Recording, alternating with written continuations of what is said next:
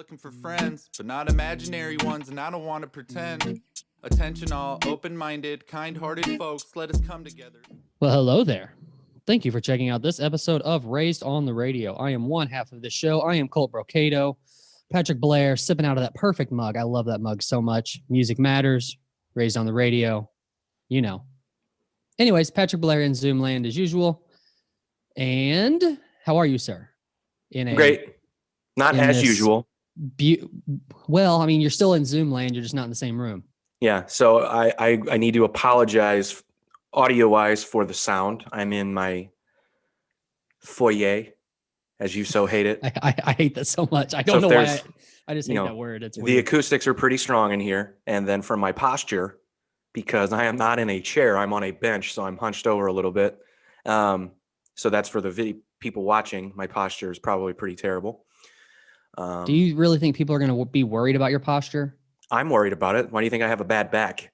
Anyway, so yeah, make those apologies now at the beginning here. My office is destroyed right now. I had the bright idea to put a bathroom in my office, to which a discovery was made to the integrity of my house. The underground pipe, which is sort of like the main pipe. Again, I'm not a plumber, so I don't know the lingo or what exactly it is, but it has a crack in it. So they had to dig up more of the floor. They have to dig up more of the floor today. So my office is covered in dust and drywall and insulation. It's a good lucky find though, right? It was a great lucky find. I saved myself about $40,000, I believe. So I'm okay with that. I'm okay with saving money. See, the same kind of situation happened with some friends of mine not too long ago. And we actually caught it because we wanted to watch the fights. So I was over at his house on a Saturday night. Fights were going to be on. So they're in the process of they're pretty close to being done with building their house. Yeah. They built up on a basement home. So they're building this big chimney, but that just has the electric fireplace insert into it. You know what I mean? Well, there's a bathroom on the other side of that wall, and the TV is mounted up above the fireplace on the wall. So the TV hadn't been hooked up yet. So the only way for us to hook the TV up was to pull that electric fireplace insert out and then grab the wire behind the wall and plug it in. Well, we did that and found that there was a leak behind the bathroom wall. Yeah. In behind the chimney. So which had happened like when they were at some point when they were doing something, they screwed a screw in through a pipe. So I don't know if that was during drywall or something like that. I'm not a construction worker. Somebody by any point. Yeah. But regardless, just because we wanted to watch the fights, we caught that. If not, that could have been a major issue down the road. Did you write Dana a letter? I should have. I didn't think about that. Yeah, that would have been a good idea. So hold on. You just said something. You said you're not a construction worker, but you were sending me pictures of work you're doing on your house. You're doing that, or you hired someone?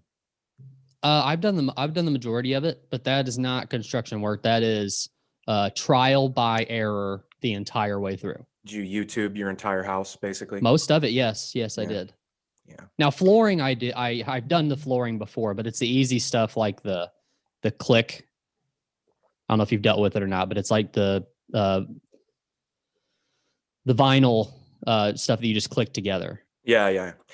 See, good for you, man. I admire anyone who just attempts to do that shit on their own. I don't. Here's why. I hate myself too much to let myself fuck up my house. So putting in floors, dude, I am so critical. I painted my son's room, right? Do you remember that process? Mm-hmm. You're thinking like, how big is this fucking kid's room that you're still painting the room? No, I just kept redoing it because I hated the way that I kept doing it. So I kept changing it. I kept redoing it. What about it was the issue? Like, I hate myself. I just kept calling myself a bitch. I was just pissed. Just fucking hated myself every time I would start. I would just get mad at myself. So it was just, it finally came down to like, my wife was like, dude, you got to stop painting this room. You got to stop. We eventually have to start moving stuff in here. We got like, he's going to be here soon. So was it the same color every time? It was just like you didn't like the way it looked on the walls, or were you just changing the color every time? No, it was the same color every time. I'm an asshole. That makes it so much worse. I know. I'm an asshole. So that's why I hire people. Okay, I get it. It just Now, look. I know I'm less of a man because I don't have to pull up, tighten up my belt, and go down there and fix it. Look. I'm not doing it. I'll break something. Mainly there my was own skull. There was several things that while going through this house that I was not comfortable with doing. Like we put a couple of barn doors up. I'm talking about the ones that are on the track and they roll forward and backward or in front of the doorway. I didn't know they were called barn doors, but okay. Yeah. I had several of those put up and I was not willing to do that because those are massive holes that go in your wall. Oh yeah. For a long track. And then on top of that, once you get them up there, they have to be perfectly level or of course, it's not going to roll on that track, right? No way. I was no way in hell I would do that. There's no possible way I was doing that. If I have to drill holes and then be conscious of leveling something, it's going to get fucked up. It's going to get fucked up. Now, I did get that was kind of nerve wracking too, is because we took all the interior doors out and put new interior doors in, which I had never done before. And that's actually a bigger process than you would think because those doors have to be level. And if they're not level, you have to make them level using shim on the insides of the doors. I actually got pretty decent at doing those after the 14th door. I'm the guy that walks around Home Depot and someone actually stops what they're doing to ask me, "Sir, do you need help with something?" They can tell. They can tell. I stick out like I stick out. And that's a giant place. And most of the time, the customer service is terrible. You have to go find someone. Usually. Right. Not me. All I need to do is walk around for 3 minutes and someone's going to go, "That fucker is not sure what he's doing. He might not even know he's in Home Depot. Let's go stop and make sure he's in the right place." Well, I'll tell you what the most nerve-wracking thing about the entire house was for me. So we got to the kitchen and we bought this place from my parents and the backsplash in the kitchen was all tile and grouted. So we wanted to replace that and put our own backsplash up, but we were going to go with like a wood backsplash. So, cause it's like a rustic Barney theme, whatever, in the woods kind of thing. But anyways, so my thought was, okay, I can pull all this tile down. I can sand the grout down to the wall enough to where I can nail the wood over the top of it. No big deal, right? No, big deal. Big deal to me. Then I start taking this tile off and it's pulling massive chunks of drywall off with it. I didn't know what to do, but I knew that there was no way to get this off and I'd already started it. I can't just stop now. So we get all the tile off. There's these huge holes in the wall. And now I'm told that what I have to do is cut all of the drywall all the way around the countertop and in the kitchen out. So now I'm seeing the studs in the walls, electrical wiring, all this stuff behind my countertop. And I've got to put new drywall in and then put my backsplash up. See, but I did it and I succeeded and I was very proud of myself. You should be. Because at that point, I'm getting everyone out of the house. I'm grabbing some gasoline and a match and we're getting a new place at that point. It would have made me so upset. I just can't do it. Can't do it. But let's not bore people with home improvement stuff here. I'm not gonna lie, I'm kind of bored already. yeah, probably. Well, I was just worried about the echo in this room. I can tell it's loud. It's okay. We're good. What can you do? But did you watch Machine Gun Kelly on Saturday Night Live last night? I didn't. I couldn't tell you the last time I watched Saturday Night Live. So I didn't watch live, but I did watch. That's the best thing about YouTube is I knew I could wake up this morning and it would be right there ready to go on YouTube for me. It was good. And I feel like every prediction I've been making about that guy for the last 4 months is happening. Look, so what Saturday Night Live. So when I saw on Twitter, Saturday night, I don't know if it was them that posted it, but so John Krasinski hosted. I'm sure everyone knows who that is. I don't think I need to explain who that is. Right. And then, so they do how they do the preview of the episode. It's going to be the host, the musical guest, and then someone from the show. So they did that. And I just remember going, God, that's such a big deal for him to be on Saturday Night Live. Because look, if you're my age, if you come from the era of Saturday Night Live when you actually watched, I mean, when I would say from the ages of like 12 years old to 18, every Saturday night, if I was somewhere where there was a TV, I go, hey, put it on, such and such is playing on Saturday Night Live. Wouldn't want necessarily to watch the full show. So it was a big deal for you to be on Saturday Night Live. You know, if you were a musical artist, it was a big fucking deal. Almost like it still is for a stand-up comedian to host it. You know, Bill Burr did it recently and he talked about it like it's a fucking dream come true. Like this is what you did. Like if you were like the people that he grew up watching and sort of idolizing or whatever, his heroes, when they hosted Saturday Night Live, it was a huge deal. So the fact that he got to do it, the same thing for me. So well, yeah, like, Chappelle did it recently, and so did Eddie Murphy, right? Or at least over the past year. Chappelle did for sure. I don't know about Eddie Murphy, which that wouldn't surprise me, but I thought he did because I thought it was right around the time where they were announcing that Netflix was paying him an ungodly amount of money to do a couple of stand-up shows. I don't know. Yeah, I mean, that would make sense. That would be a good way to promote it. Also, I mean, he's kind of a staple for that show because he was a former cast member or whatever. Right. But hey, speaking, I won't get too far off the tracks, but so did you ever watch Chappelle's show? Like, were you a religious follower of the Chappelle show or a fan of it at all? Yeah. I mean, I wouldn't say religious, that's strong, but yeah, I watched it. Okay. So you're talking about musical guests and you're talking about it on Saturday Night Live. So it made me think about at the end of all the Chappelle episodes, he would have a musical guest. Do you remember that? No, I don't remember that at all. No. So you saying that makes me think that you're like me and that you watched the Chappelle show up until about the last 2 minutes. So you didn't watch the music at the end. Who would he have? I don't remember this at all. Really? Okay. No. Who, like, give me an example. Like Outkast or something? No, I don't remember. I'm going to have to, that's going to be. I hope I'm talking about the right show. I'm pretty sure I am. It had to be. I mean, how would you mistake the Chappelle show for something else? I don't know. I'm just thinking about the ending. God, I hope I'm right. I hope that is the Chappelle show I'm talking about. Are you talking about In Living Color? No. Because they would have musical artists on at the end. Because I remember Incubus was on it. Yeah. Oh, really? Yeah. And they came up in, was it Mad TV or In Living? Oh, it was Mad TV. Sorry. Mad TV would do that. Sorry. Okay. Yeah. Maybe In Living Color did it too, but that's way too. God, I'm showing my age. Anyway, so look, for him to play Saturday Night Live, it's a huge deal. Mm-hmm.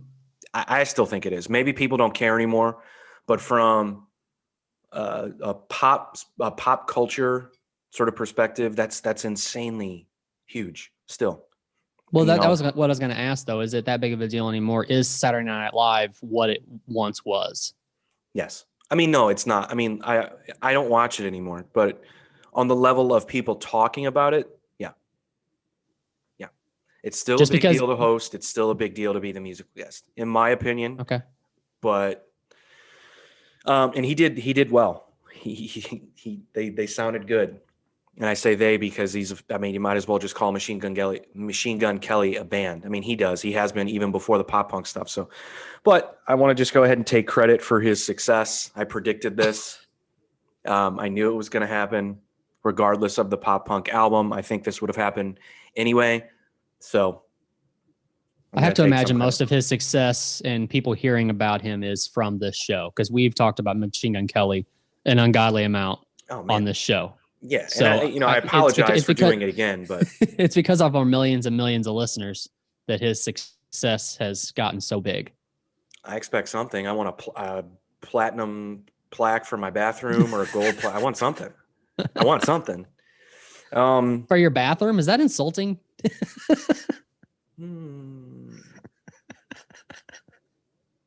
Not really. It's not? Yeah. I mean, well, look. If you had a platinum record and somebody had that and put that in their bathroom in their house, would that offend you?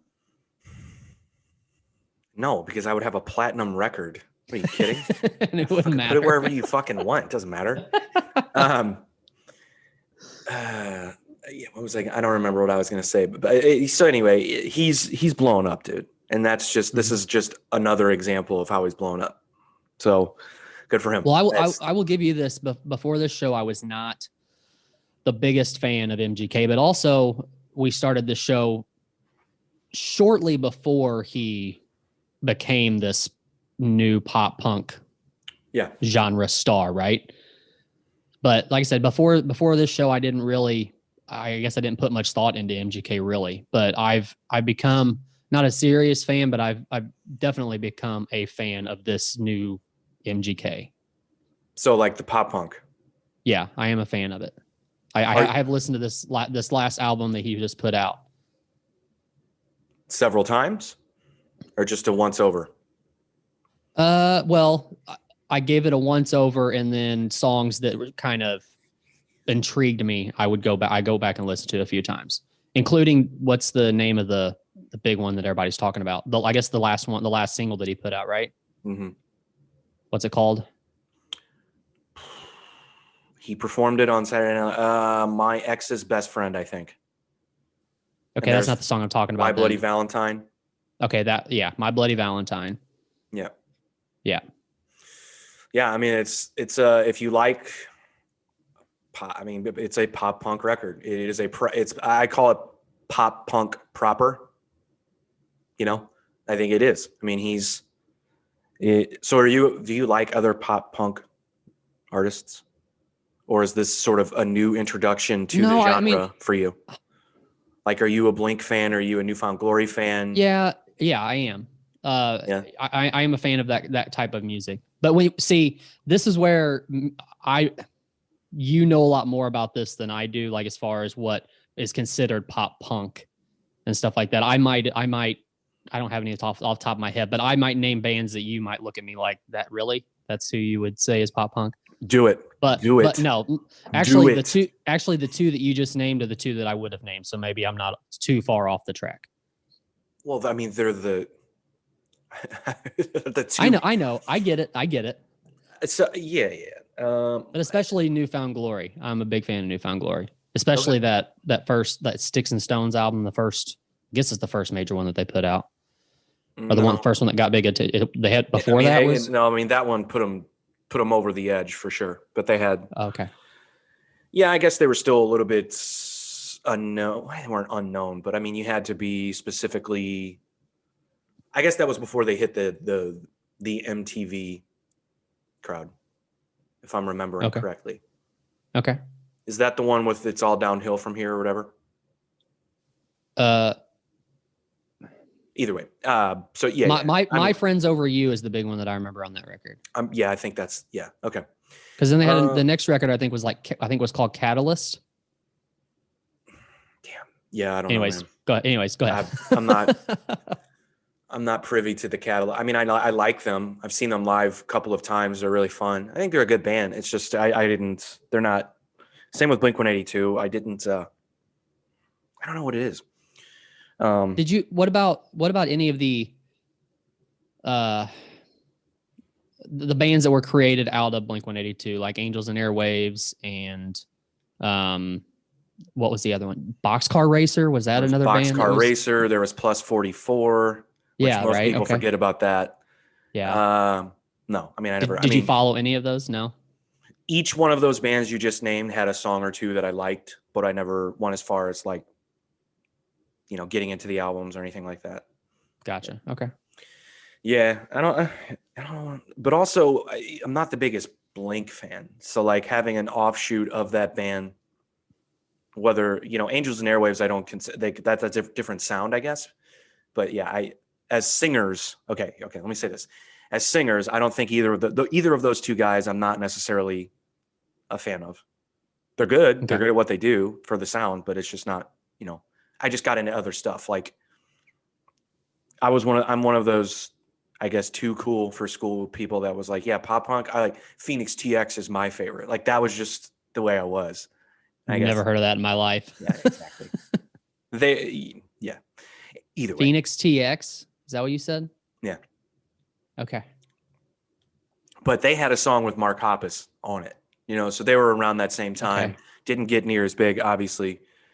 But it was just, I don't know. They always had more of a rock sort of punk vibe to me, less of a pop thing going on. But I like pop music, so it wasn't necessarily about that. It's just they struck me in a different way.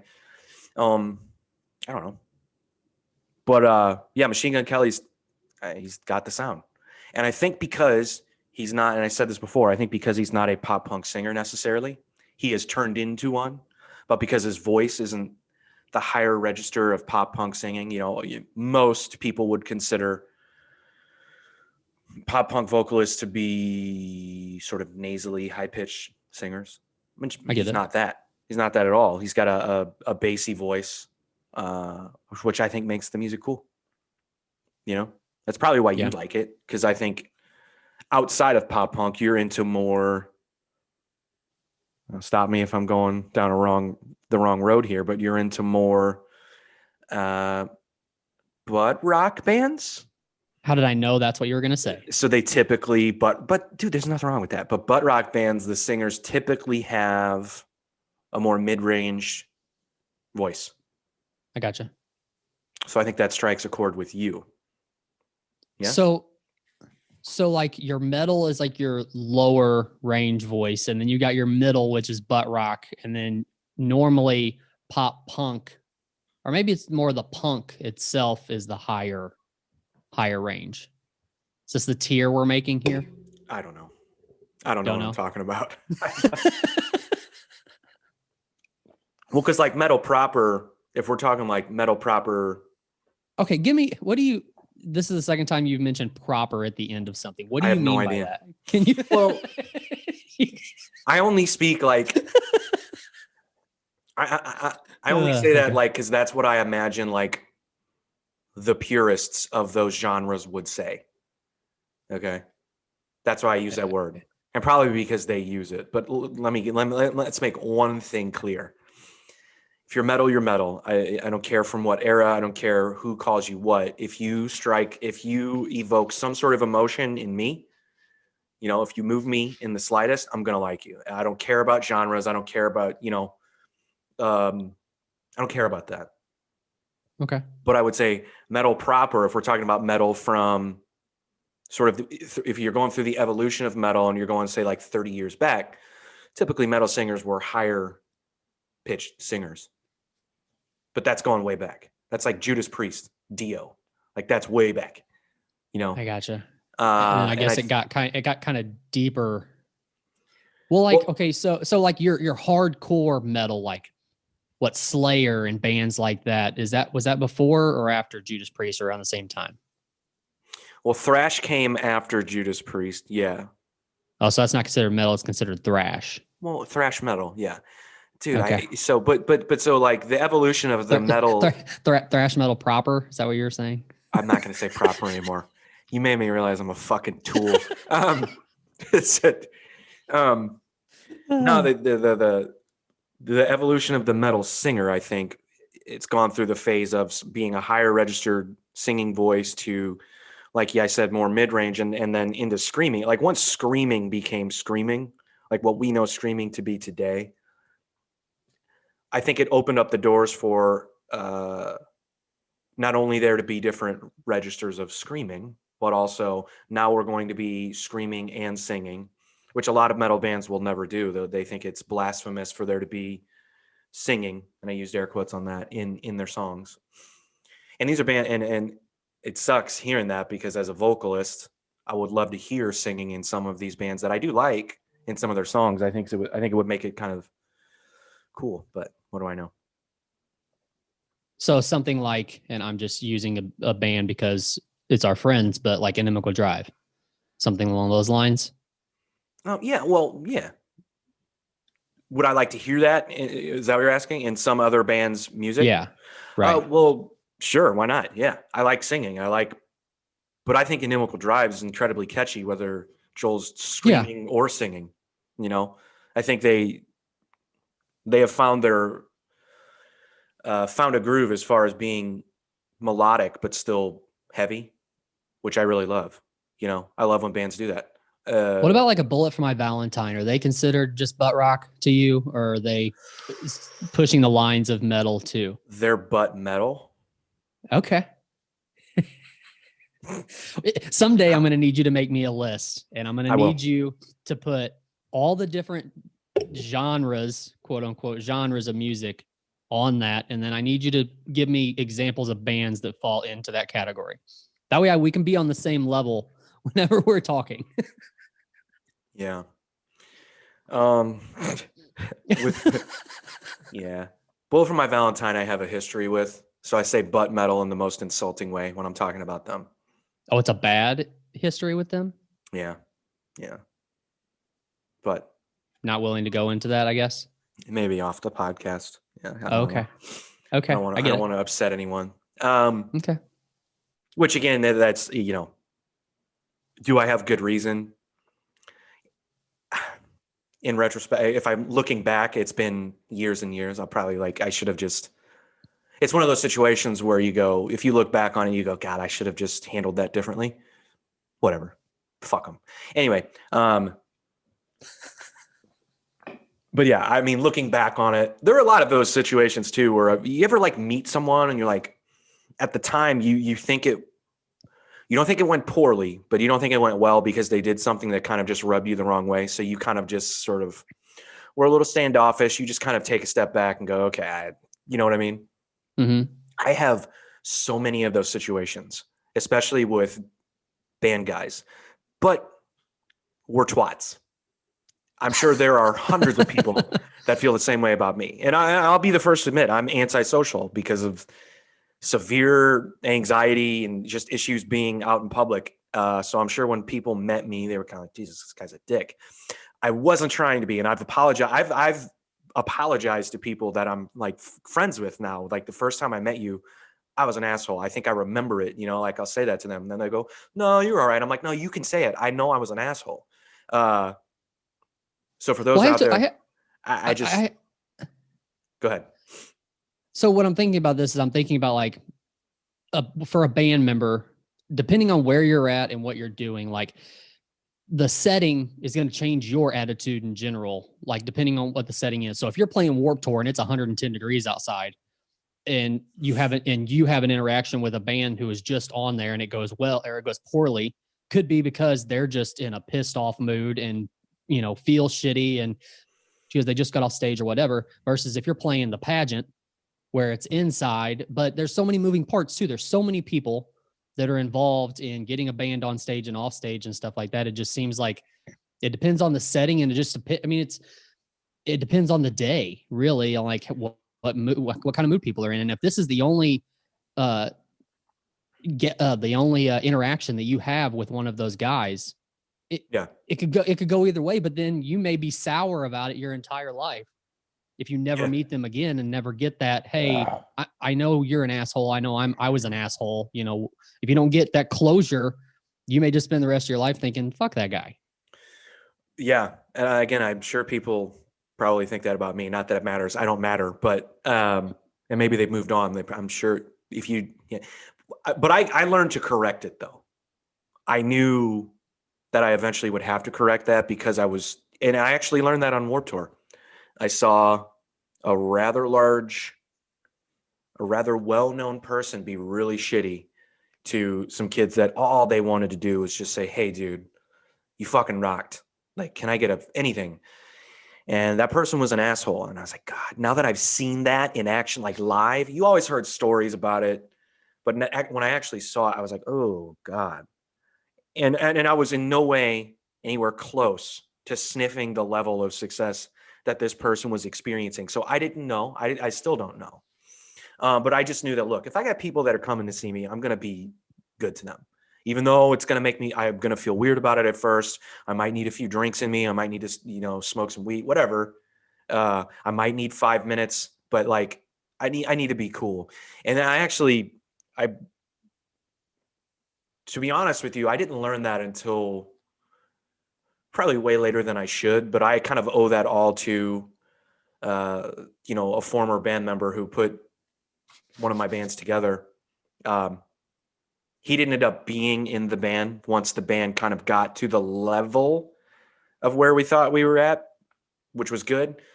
But he was like, he preached like, hey, we got to interact. We got to interact. We got to interact. We preached it. We got to be at the merch table. We got to do this. We got to go take pictures. And I always thought it was, at the beginning, I was like, well, that's kind of douchey, man. Unless someone asks me, I'm not going to assume that they want to meet me, you know?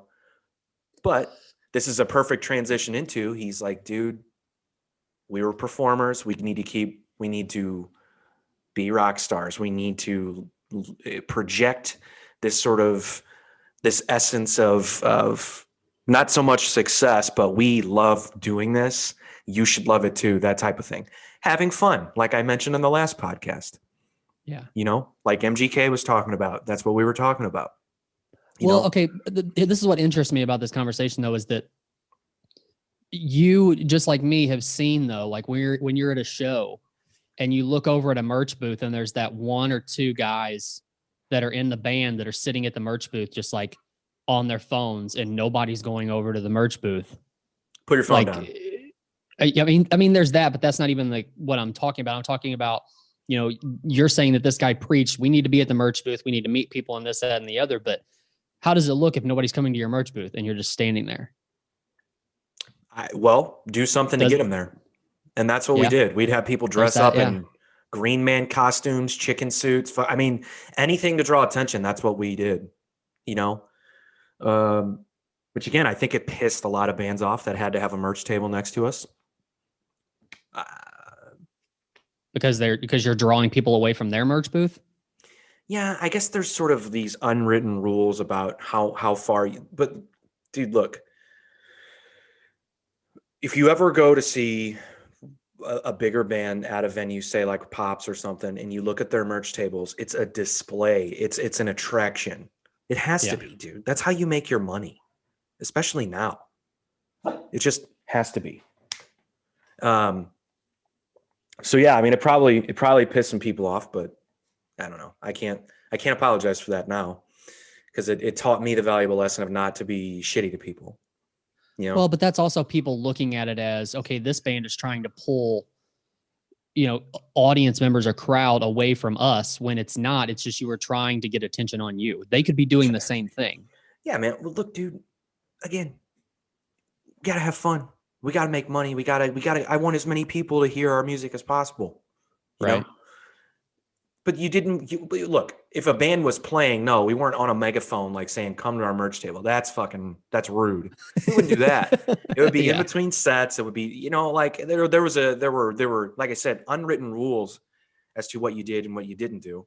We tried to follow those as specific as possible. But yeah, I mean, it's funny you said that too. Like, fans don't know, like, hey, they might be having a bad day, but also they don't care, they just don't. They don't think like that. I remember you said that, and it made me think of a specific situation where,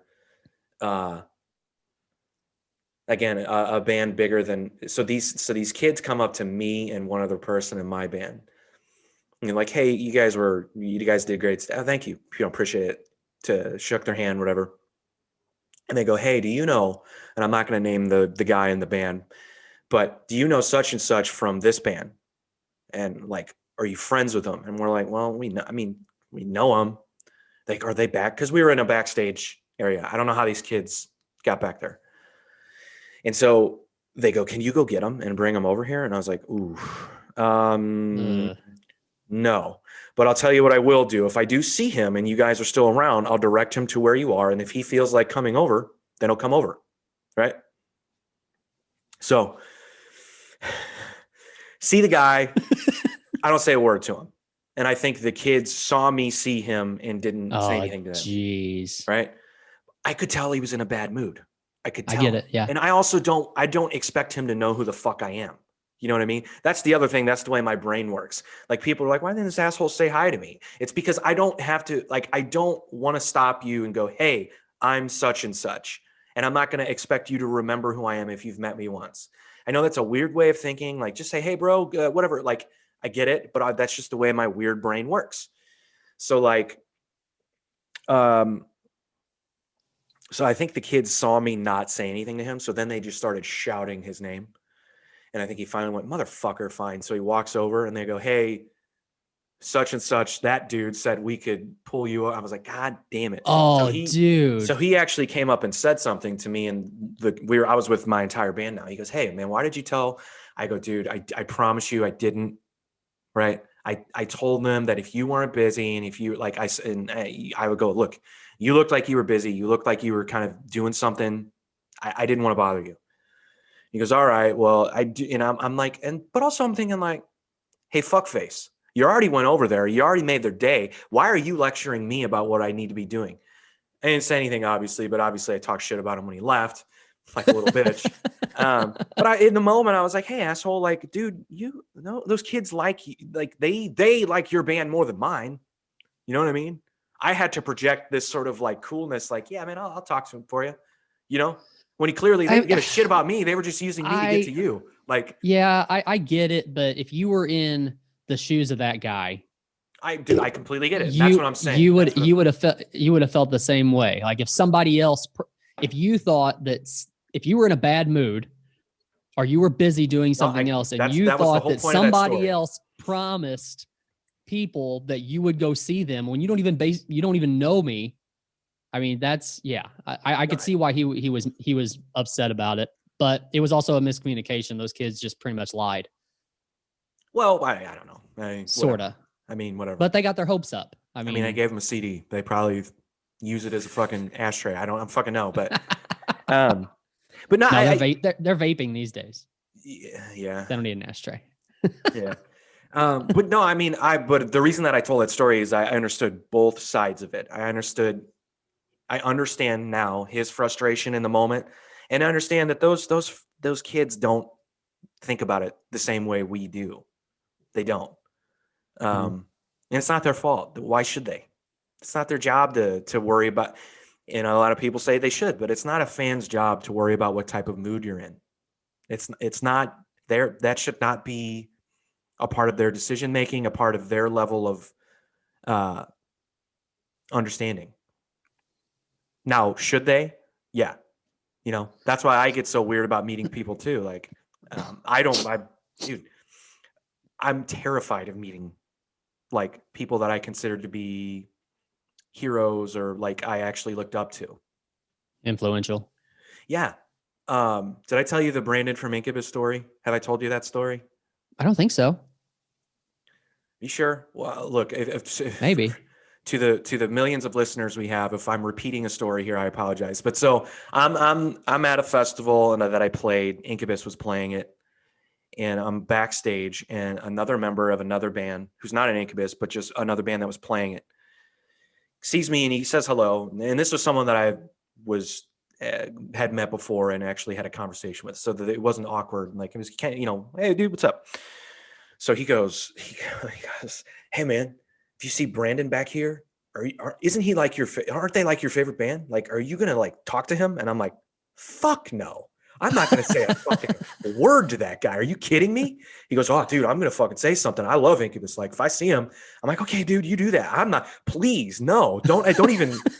So fast forward to, I guess, maybe a couple of hours later, I'm sitting at a table eating with people from my band and other people.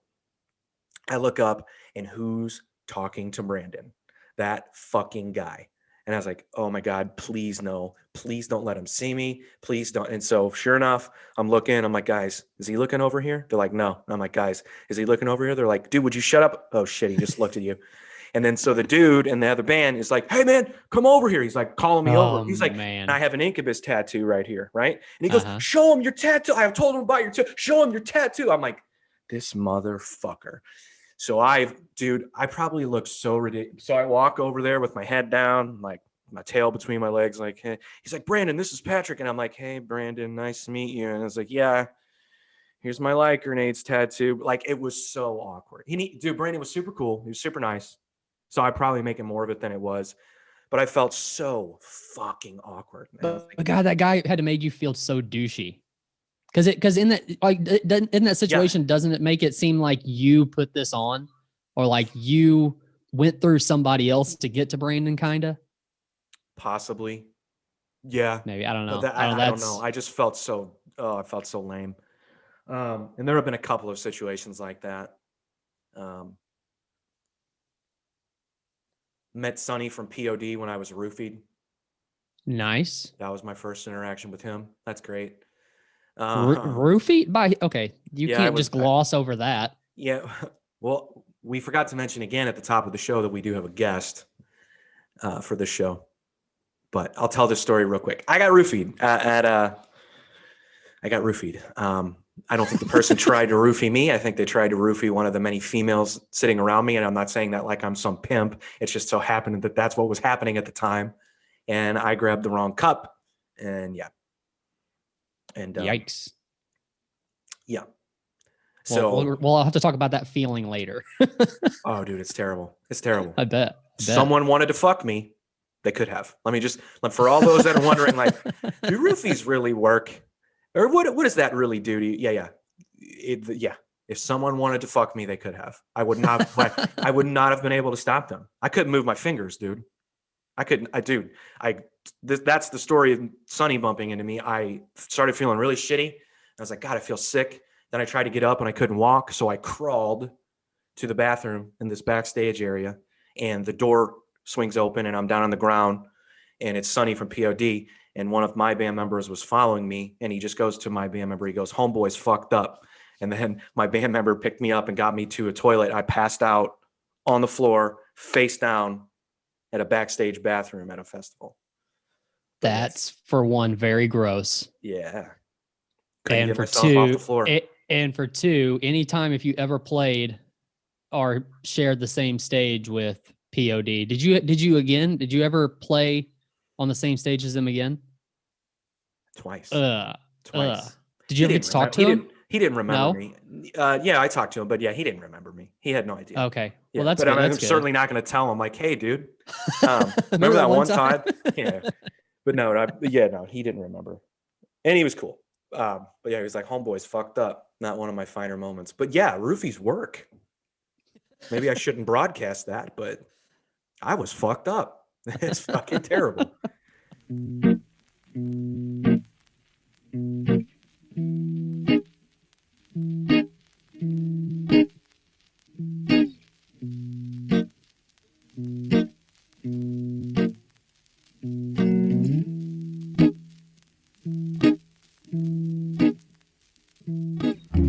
Sorta awkward and I'm feeling out of place. Wear it on my sleeve, you can see it on my face. Lay low, Real low.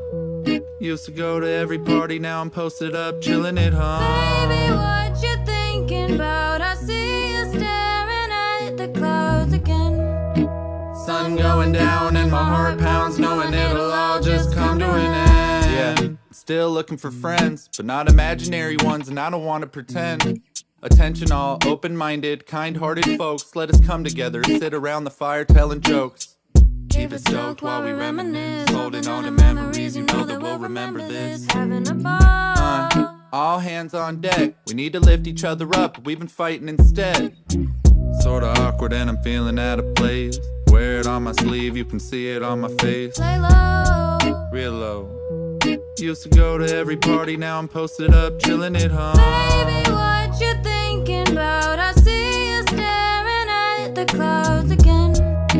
Sun going down and my heart pounds, knowing it'll all just come to an end. Another funeral I have to attend, another somber day spent saying bye to a friend. And I don't. Ever taken for granted, try to cherish every moment on this wonderful planet. I got a platform now, so I'm taking advantage. I'd like to take a little pressure off this life that you manage and just Take a break from all the angst. just say thanks. I wanna go to the bank, fill up all my friends' accounts just to send them a thanks. For all the smack they talk to keep me at ease. In these phases of delirium, that's all I need, yes indeed. Agree to disagree. These battles aren't meant to be. Promise. Yeah, no lie, like honestly, let's just try to live the rest of our lives consciously. Sorta awkward and I'm feeling out of place. Wear it on my sleeve, you can see it on my face. Lay low, Real low. Used to go to every party, now I'm posted up, chilling at home. baby, what you thinking about? I see you staring at the clouds again. Sun going down and my heart pounds, knowing it'll all just come to an end.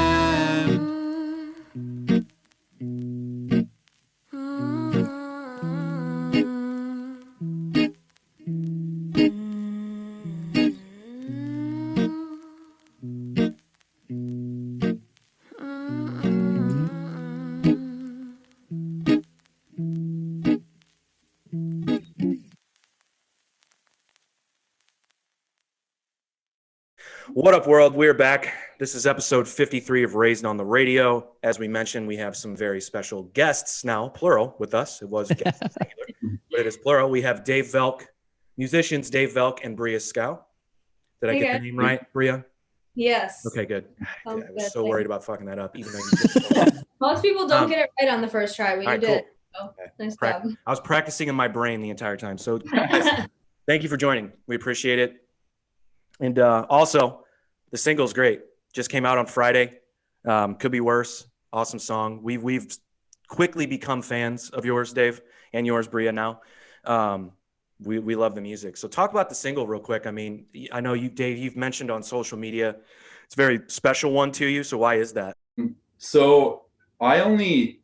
So we work at a comedy club. Brea and I work at a comedy club, Acme Comedy Company. It's like one of the premier clubs in the Midwest. And I'm a comedian. And when the pandemic hit, I had to have a creative outlet or I just go insane. And I've always written rap since I was a teenager, but I never really released it. So I started writing because I was just bored out of my mind. And I wrote a song and I thought it was good. That was not Could Be Worse. And then I started writing and I wanted a vocalist.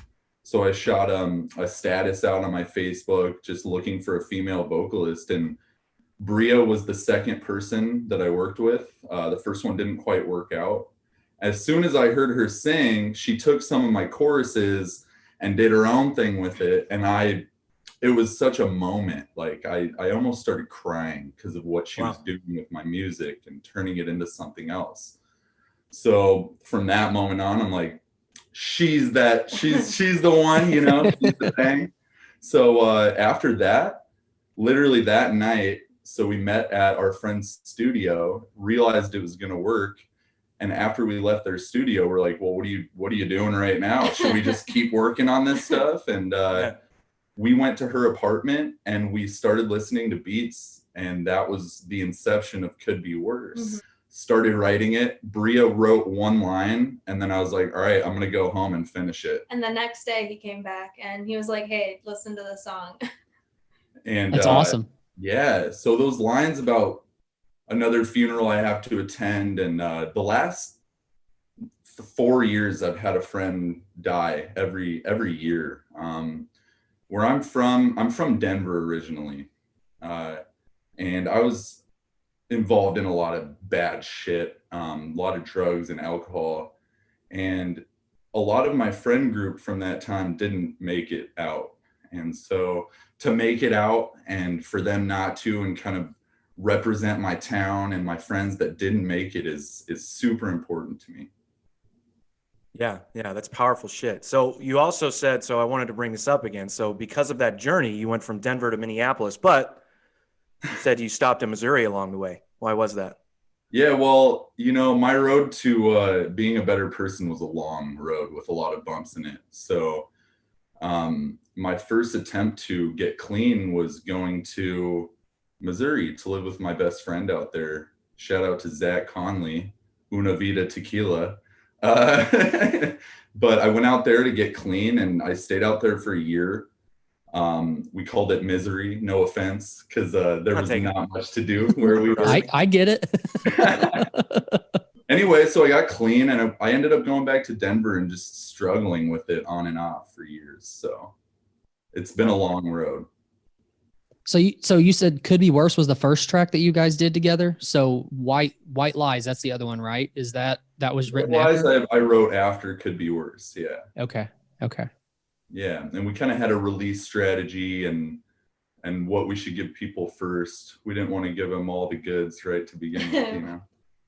So, I mean, is there like an EP set up for the future or anything like that? Or are you just trying to do singles at a time? Everything we've read, I've read in music business stuff just pretty much says go with singles, like one a month. People's, I don't want to put out an EP when I'm not as known, and then people listen to one song. If they don't like the first one, then they don't listen to the rest, you know? Right. And it's like we're dabbling in so many different styles right now, and we're learning so much stuff that it's just singles logistically work the easiest for us too. Just then we can taste a little bit of each and see what our style is, because I'm kind of new to the game, so We're rookies to this. yeah. Yeah. So what are some of your, so I mean, being rookies and sort of exploring different styles, what are some of your, just if you had to name them immediate musical influences that you have? You go first. Yeah, so when it comes to hip hop, anywhere from like Nas, Method Man, Biggie, Tupac, Mac Miller, Tribe Called Quest. My influences in rap went all over the map because I listened to new stuff and old stuff. Like I went through the Nelly and the Chameleonaire phases in the early 2000s. Oh yeah. And then I grew up on like metal before I listened to rap. So Metallica, Iron Maiden, Avenged Sevenfold, a lot of harder stuff. And now I listen to like more than hip hop. I listen to really soft stuff. I listen to Bon Iver was like the person I listened to the most this last year. Okay. So it's all over the map. I think that's why our styles like vary so much. Yeah, because mine is like, I'm what, 6 years younger than you? Yeah. So mine is like singer-songwriter, kind of Amy Winehouse, R&B style. I like the 80s hair band music too is a really big part of like my childhood, because that's what my parents listened to all the time. So I think that plays kind of like a powerful role in the way that I sing. Okay. But yeah, like right now, the Lumineers, Bon Iver, We love Black Keys, Lumineers. Billie Eilish and her brother Phineas. I'm obsessed with their YouTube videos. I can't get enough. So the track could be worse than music video. What's the environment that you set up for that music video? Is there a reasoning for that, or was it mainly just you want to see you guys and feel the words of the music? Yeah, no. So with the video, I wanted to capture the whole, like I used to party and now I'm content just like staying home. Nice. And so it was like being at home, writing, reflecting. And then I just wanted my friends involved in the performance. So those are just like that. Those are people involved in my team. So I just think that being with the friends gave it like another intimate feeling to it, separate from just being me. Right. How long have you been doing stand-up comedy? Stand-up, I was only a year in when when the pandemic hit. So kind of what happened was I wrote music since I was like 14, just like song, rap. And it wasn't until comedy that I really learned how to like put all of the effort into my craft. So I learned, like I was rehearsing and practicing and writing all the time. So when I applied that same effort to the thing that I've been doing my entire life, I'm like, what the fuck was I doing? You know, sorry, can I curse? Yeah, we're terrible. I'm terrible. He's not that bad. Yeah, to say whatever you want. Yeah, I'm like, what have I been doing? Like, comedy is awesome, and that's not something that I'm gonna give up. But it's like, why didn't I just continue doing like what I'm already ahead at? You know. You doing comedy before you started at Acme, or is that like, did you start as like a door guy or something like that, or how's that? Yeah, so I was living an hour away from Minneapolis, and I had a corporate job selling glasses, and I was miserable. And I tried stand-up there a couple times because my roommate got me to, and I was hooked. So from that moment on, I was just like, I need to leave this job and like follow my dreams, move to Minneapolis because there's nothing for me here. So were you hooked because it was really, you had a really good set at the very beginning, or were you hooked because you didn't do well and you wanted to be good at it? You know, so actually like my first set went really good. I was very prepared.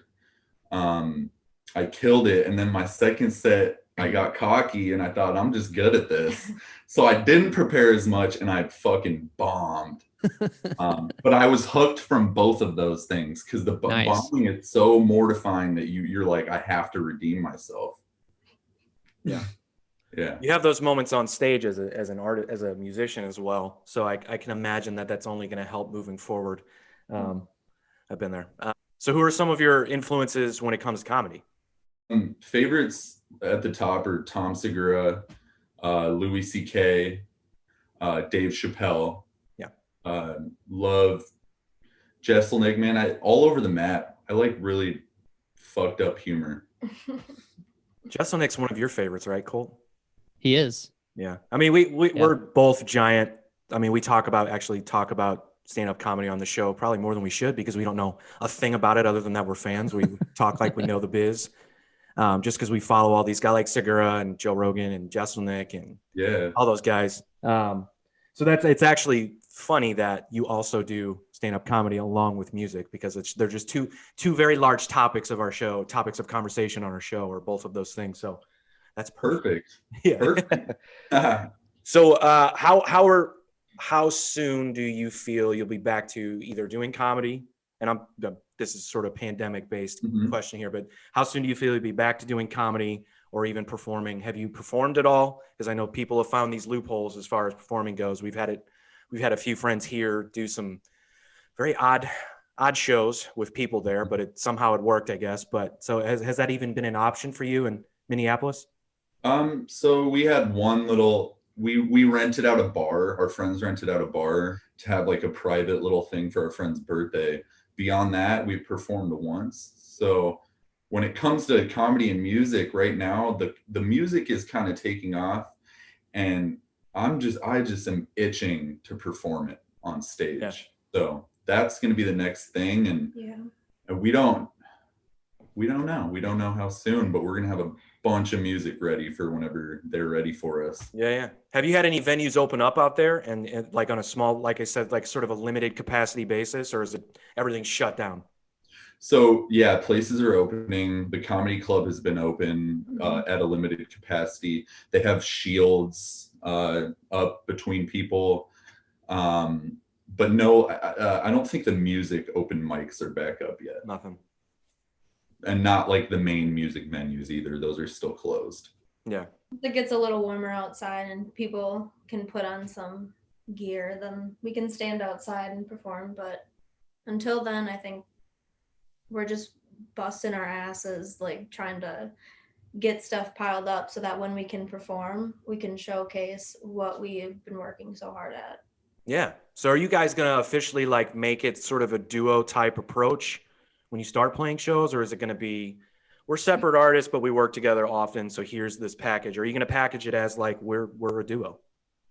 I think that our plan is to do both. So be our single artist and then also have a duo that we're still trying to think of a name for. So you got any suggestions? Anybody? Cool. What do you got? Give them a name right now. Come on.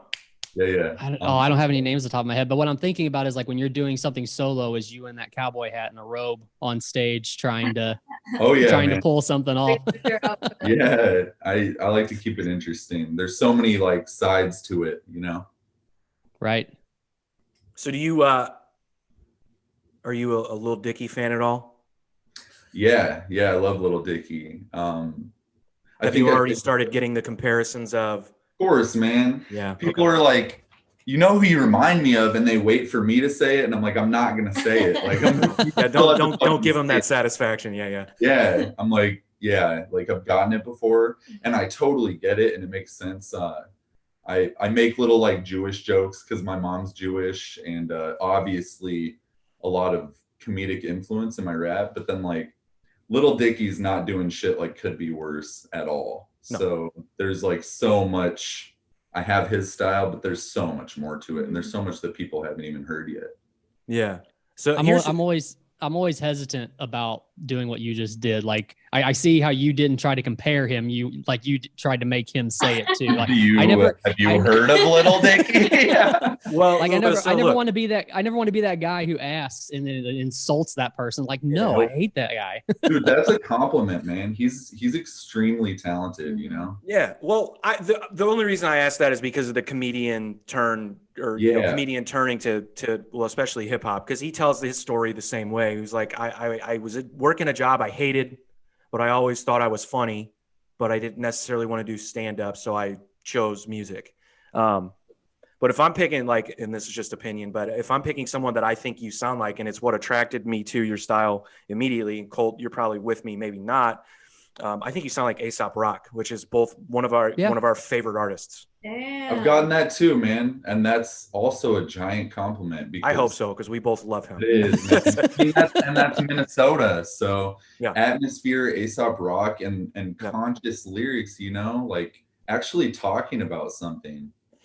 Yeah. So the first time I heard you, that's the vibe that I got, and that's what made me keep listening. So cool, dude. Just keep those compliments coming. I'll take that all day. I appreciate that. And well, Little Dicky, it's like, all right, both of our names are Dave. The Jewish thing, I'm a moron. The comedic thing, like the comparisons are there. So I don't know. I think over time, people will just realize that it's a completely different thing, and they can enjoy both of us. Well, have you toured at all with either with? Because you said, you said you were doing stand up for what, a year? A year into comedy, so I was like just starting to gain steam. But when I say gain steam, I mean like just starting to get like 7-minute sets instead of 3 and 5-minute sets. The comedy, it can be fast, but generally it's such a slow snowball. So yeah, no, I was not at the point of touring. I've never toured. It's my dream. Yeah, you hear those stories about like even the biggest name comedians, how they started out, and it's like I was a door guy for a year, and then I started hosting a little bit, and then I got to be the middle guy, and it seems like it takes unless you just pop and blow up immediately somehow, it's a long ride to the top. Well, even the guys that do well for a long time, like take Bert Kreischer. Bert Kreischer was headlining clubs for a decade before he came out with the Machine Story. He puts the Machine Story out on Facebook, it goes viral, and he blows up. And it's just crazy how you could tour across the country and be pretty popular, but like really no one knows who you are that doesn't go to see comedy. Right. So it can be a decade-long thing. That's what they say. Like you're not a comedian until like 10 years in. Yeah. Yeah, social media has completely changed it, especially so that my next question was going to be, so with music, are you planning as soon as you can, obviously, to tour with it, and what the approach was going to be? And because I know like just we have so many friends that also talked about how not being able to tour right now, but still staying active on social media, which you do. So it's vitally important to just keeping people interested, having consistent content and stuff like that. So, I mean, being able to have both, I think, is going to help you tremendously. Do you agree with that? Yeah, I totally agree. And to be honest, right now, we didn't know when that ball gets rolling again with live performances. So this has been a blessing to learn the social media side. Mm-hmm. My social media has doubled in the last 2 months as far as reach and following. And we're learning that so that when we are touring, we don't have to focus on all that as much. And it's kind of already like a routine. But I agree, just equally as important. You mentioned earlier that like when you guys kind of talked about, should we just keep on working on this? And you went back to her apartment and you were listening to beats and stuff like that. As far as the beats go, where are you finding these at, or are you making them on your own, or? So they vary. Since I was 14 years old, I've been getting beats from YouTube, and they link you to websites and you buy the rights, certain amount of rights to them. And then recently, so we have a team, we have a couple guys that also make beats. So we'll go between all of our outlets. Like we just met another producer in Spain. So honestly, like I don't care where I get them. Like I'm just itching for beats. So I go a lot of different avenues, and we just began our start to learning how to make our own. Yep. Nice. The where the music video was shot is the school that we record at. It's been shut down during the pandemic, so they're in there every day. Him and his producer Neil, they're in there every day, like a 9 to 5 job. Meanwhile, I have an office job right now, so that's a little painful for me, but we're figuring that side of it out. Another really But- fun part of the story is where we record. That's another, like, the stars just aligned because our friend Neil he's an assistant teacher at the school. When the pandemic hit, they obviously closed and they were going to shut down, and all the students, or not the students, the teachers band together to help pay the rent. So, Oh, wow. Yeah. So as an outcome of that, the owner basically just said, listen, you guys are paying the rent. We're not having people come in physically for classes, so you guys can use the studio. So Neil and I are there Monday through Friday from 10 to 6, 10 to 7. And I can only imagine how much money that studio time would be. So forever grateful. And we're learning a lot of the technical side too from being there so much, with recording our own stuff, making our own beats.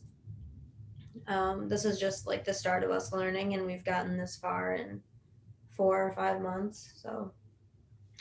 So before we get out of here, please, by all means, give our listeners everywhere they can find you guys, everything they can listen to, blast the socials, Absolutely. the YouTube. Tell them where they can find The you. shameless plug. You can find us both.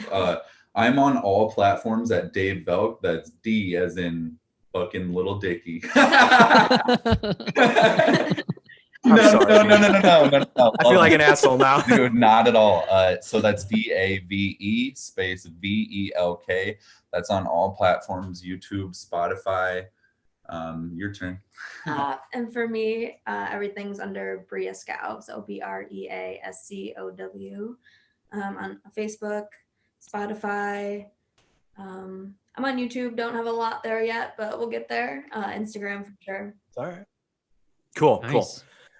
Well, we're definitely going to try to get as many people there for you guys. We're going to be looking forward to new music. Like I said, we have quickly become fans, so we wish you nothing but the best. And please, by all means, come back on after something else comes out, or if you just want to chat about the Broncos. This dipshit down here is a Broncos fan, so you guys. I would rather not chat about the Broncos. Okay. Can you give me like a couple of rebuilding years, and then we'll revisit this subject. Exactly, man. That's right, man. We can't thank you guys enough. This has been amazing, just giving us the opportunity to, even if we're spreading the word to YouTube, you know what I mean? We just want to speak to people. So thank you guys so much. We appreciate it. Absolutely. Yeah. Thanks for coming on. You guys have a good one. We'll talk to you soon. Thanks, Thank guys. you. Have a good Thank one. you. Bye, See ya. guys. Still looking for friends, but not imaginary ones, and I don't want to pretend. Attention all open-minded, kind-hearted folks, let us come together.